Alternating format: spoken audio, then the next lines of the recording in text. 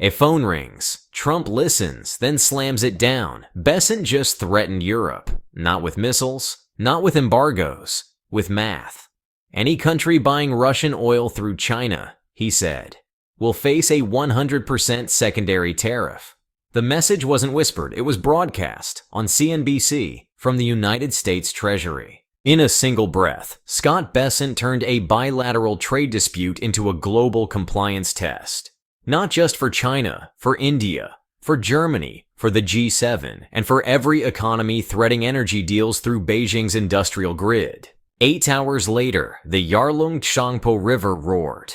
5 newly synchronized hydroelectric dams in Tibet surged to full power, delivering over 300 million megawatt hours, triple the capacity of 3 gorges. Beijing didn't flinch, it flipped the switch. According to Bloomberg, these dams alone will generate more clean energy than all of Poland combined. The timing was not reactive. It was coordinated. A geopolitical sanctions threat met with a geoelectric counterstrike. China currently imports 2.2 million barrels per day of Russian crude, per Reuters. That's a 16% increase year over year. Iranian imports, also sanctioned, have quietly climbed as well. Beijing isn't hiding this. It's expanding it. Yet from Bessent's podium, this isn't lawful trade, it's collusion. He frames the entire supply chain as complicity oil into China, chips out to the world. And now he wants Europe on board. The contradiction is immediate. Washington claims to protect the global order by threatening it. But, China's position isn't vague. In a formal reply to the South China Morning Post, the Chinese embassy in Washington called U.S. sanctions illegally extraterritorial. They maintain that trade with Russia and Iran occurs within the framework of international law. No third party, they argue, is harmed. The logic is defensible, though not immune to scrutiny. Energy is fungible. Redirected oil still funds sanctioned regimes. Yet the principle invoked, sovereign trade, is exactly the one the U.S. uses to justify its own foreign sales. Here's where things tighten. Bessent's strategy moves beyond tariffs. He's now pushing for G7 coordination to wall off Chinese supply chains altogether. Not just sanctioning direct trade, but punishing countries like Germany, France, and Italy if they don't comply. The Wall Street Journal notes that EU exports over $67 billion in cars and $130 billion in pharmaceuticals and metals to the U.S. annually. By contrast, the U.S. exports just $70 billion to Europe. The leverage isn't symmetric, it's tilted, and Bessent knows it. He's using that imbalance as economic blackmail. But here's the turn. China no longer ships everything direct. According to Bloomberg Economics, 70% of Chinese exports to the U.S. now route through third countries: Vietnam, Mexico, even Canada. These transshipment corridors blur origin labels, disguising Chinese value add behind non-Chinese flags. So Bessent wants to strike at that loophole. His proposed fix? Blanket tariffs on entire nations, not just for importing Chinese components, but for failing to reject them. If enacted, this policy threatens over 2.1% of China's GDP and devastates allied economies. Japan, Korea, Mexico all get pulled into the dragnet. Global supply chains unravel, not with a bomb, but with a customs form. And the contradiction mounts. In targeting China, the U.S. would inflate prices at home. According to the CBO, U.S. consumers already paid billions more due to Trump's previous tariffs. Money funneled into Treasury revenue, but extracted from household budgets. This is where we hit a second paradox. Tariffs meant to protect American industry end up hurting American demand. The initial 30% import tax on Chinese goods sounds aggressive, but as noted in Financial Times reporting, it's U.S. consumers, not Chinese exporters, who absorb most of the cost. The Treasury collects the duties, but the public pays the bill. That structure isn't incidental, it's baked in. Tariffs, in practice, function as domestic taxes disguised as foreign punishment. Meanwhile, Trump's latest tax bill adds $3.4 trillion to the U.S. deficit over the next decade, according to the nonpartisan Congressional Budget Office. Most cuts go to corporations and high-income earners. Medicaid, food assistance, and renewable energy credits are slashed. 10 million Americans are projected to lose health coverage by 2034. Yet this same administration claims to protect working families from global competition. The contradiction is not ideological, it's structural. Let's reset. Because the logic loop is snapping. The United States is demanding that China stop buying oil from countries the United States itself can't stop. To enforce that demand, it threatens third-party allies. But those same allies are vital to containing China's growth. Punishing them risks driving them closer to Beijing.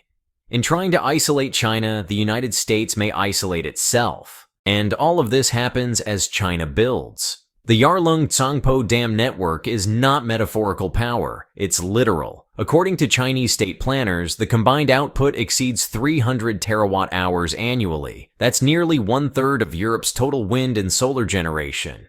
And it powers more than just factories. It energizes chip foundries. Jensen Huang, CEO of NVIDIA, visited Beijing in May 2025. His reason safeguarding access to China's AI market, still the largest in the world. AI chips don't run on ideology, they run on electricity, and China's grid is scaling faster than any Western rival. In 2024, China produced over 10,200 terawatt-hours of electricity, more than double the United States per IEA data. They're not done. New hydropower, solar farms in Xinjiang, and nuclear expansion are stacking capacity. By 2030, China may command the cheapest industrial power globally. This gives them a silent weapon cost. According to Bloomberg NEF, China's green energy investments topped $890 billion in 2024, more than the next 10 countries combined. Their gamble is simple. Dominate input costs now. Control global manufacturing later. While the US levies sanctions, China lowers unit costs. One wields paperwork, the other builds turbines. And the market is moving. Shares in Chinese cement producers, steel companies, and grid suppliers have surged 30 to 70% since January. Traders are bracing for a domestic spending wave tied to dam construction and industrial upgrades. Iron ore prices are climbing. Futures on steel rebar hit 6-month highs. This isn't speculation, it's allocation. Beijing stimulus is real money, moving through real contracts. Compare that to Washington's lever tariffs on goods routed through Vietnam. If implemented, it crushes allies and increases US inflation, and yet it doesn't slow China, because the real decoupling already happened. In power generation, not trade routes. The US designed global trade architecture. It now finds itself trying to sanction its own blueprint. Even the chip narrative reveals a contradiction. Washington blocked China's access to high-end semiconductors. But, Bloomberg reports a surge in Chinese domestic AI accelerator production in 2025. They're not matching NVIDIA, but they're scaling fast. And what they lack in sophistication, they're offsetting with volume. As one US analyst told the FT anonymously, it's like watching someone build a slower Ferrari, but build 10 million of them. Meanwhile, China's GDP grew 5.4% in the second quarter, outpacing every G7 economy. Much of that growth came from electric vehicles, 3D printing, and robotics, industries fueled by cheap power and state coordination. The US, by contrast, contracted 0.3% in the first quarter.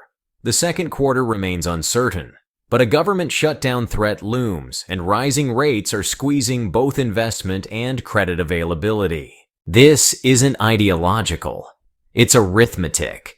According to the CBO, Trump's tax bill reduces revenue by $4.5 trillion, but only cuts $1.1 trillion in spending. That leaves a net deficit of $3.4 trillion. The Committee for a Responsible Federal Budget warns that with interest, the real figure may hit $4.1 trillion. In short, America is borrowing from its future to tariff its present, while China is building infrastructure to anchor its next decade. And the geopolitical cost. Analysts at Bloomberg Economics estimate that targeting third-country transshipments could eliminate about 70% of China's United States-bound exports. But, it would also disrupt $300 billion in trade with allies. Collateral damage for a strategy that, honestly, has not yet proven results. Meanwhile, China is scaling its energy advantage into industrial leverage. So here's the final twist. The United States wants China to obey rules Washington no longer follows. It demands legal trade while at the same time rewriting the law. It decries foreign subsidies while passing a tax bill that, enriches elites and undercuts domestic demand.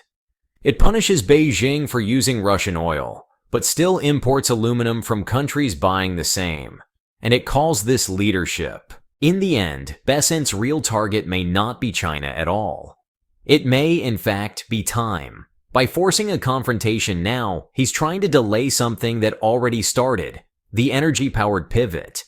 Beijing's turbines are spinning, its GDP is rising, and its factories are preparing for a post-tariff world.